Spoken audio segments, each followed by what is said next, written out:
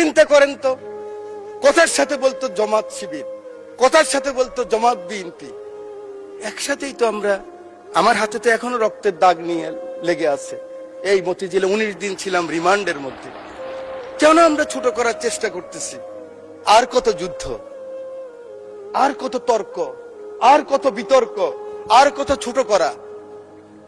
এই সংসদটাকে আসুন না সকলে মিলে, সকলের সংসদ, আকাঙ্ক্ষার সংসদ, বাংলাদেশের 16 কোটি 17 কোটি মানুষ যে সংসদ চায়।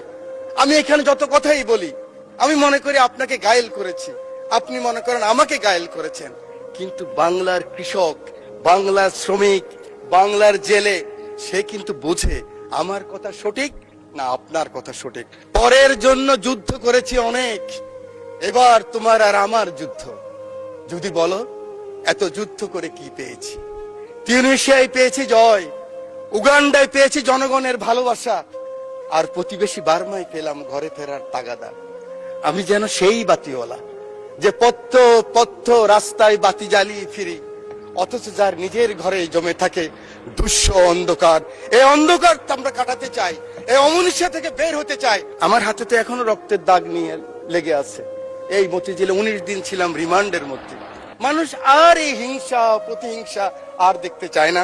আমার মহাসচিব মহোদয় এখানে বসা আছেন, আমার মহাসচিব মহোদয়কে হেলমেট পরাই নিয়ে গেছি, নাম বলতে পারলাম না, একজন সেনাবাহিনীর প্রধানের সাথে মিটিং করার জন্য আজকের কৃষিমন্ত্রীর বাসায়। কারণ ওটা বেশি দিন নয়, 23 সালের কথা বলছি। জীবনের বাজি নিয়েই কথাগুলি করেছি আমরা। আমার নেত্রী 11 আমার নেতাকে যখন নিয়ে গেল খবর পেলাম আমি, কারণ 7 দিন আগে শেষ দিন আমার দেখা হয়েছিল আমার নেতা তারেক রহমানের সাথে, বেগম খালেদা জিয়ার সাথে 111-এর পরে হাওয়া ভবনে। সেদিন ছিল ওনার শেষ দিন। খবর পেলাম ওনাকে নিয়ে গেছে, ঢুকে গিয়েছে। 196 জন এমপি ছিল এই পার্লামেন্টে, আমি ঢুকেছি। আমার নেত্রীকে দেখেছি, একজন মা, তার সন্তানের জন্য কি আকুতি, কি কান্না, কি বেদনা বিধুর আমি দেখেছি। আমি সেই কথা মনে রাখতে চাই। আজকে আমরা অনেকে আছি, কিন্তু ষড়যন্ত্র বন্ধ হয়নি। জাতীয়তাবাদী নেতাদের বেঁচে থাকতে হলে অনেক যুদ্ধ করতে হয়, ঐক্যবদ্ধ থাকতে হয়। আমরা সকলে আসুন একমত হই।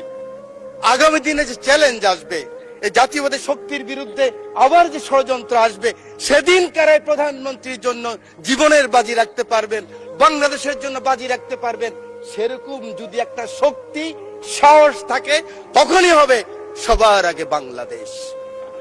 তখনই হবে দিল্লি নয়, পিন্ডি নয়, অন্য কোনো দেশ নয়। চিন্তা করেন তো, কথার সাথে বলতো জামাত শিবির, কথার সাথে বলতো জামাত বিএনপি, একসাথেই তো আমরা। আমার হাতে তো এখনো রক্তের দাগ নিয়ে লেগে আছে।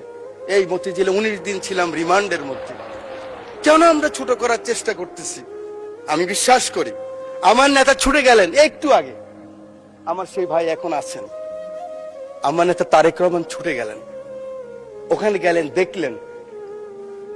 সাথে সাথে আমি মনে করি আগামী দিনের রাজনীতির জন্য সংসদের বিরোধী দলের নেতা আপনিও ছুটে যাওয়া উচিত ছিল।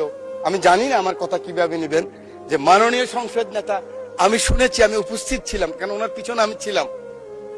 আপনি গিয়েছেন, উনি বলেছেন আপনার কিছু প্রয়োজন লাগলেও আমাকে বলবেন। এভাবেই রাজনীতিটাকে আমরা এগিয়ে নিতে হবে। বাংলাদেশের মানুষের আকাঙ্ক্ষা এই রাজনীতি। মানুষ আর এই হিংসা প্রতিহিংসা আর দেখতে চায় না। বক্তব্য আমি শেষ